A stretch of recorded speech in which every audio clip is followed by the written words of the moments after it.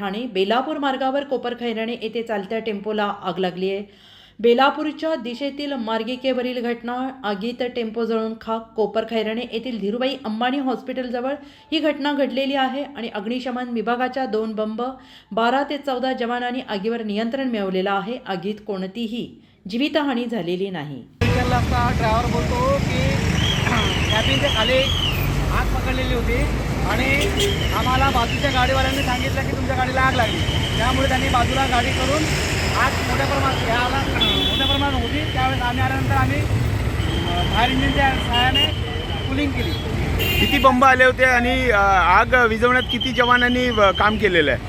आगीच्या इथे MRDCचा 1 बंब आणि कोपरखैरणे फायर ब्रिगेड 2 असे बंब होते आणि कर्मचारी कमीत कमी 10 ते 12 कर्मचारी होते। आपलं नाव काय सर?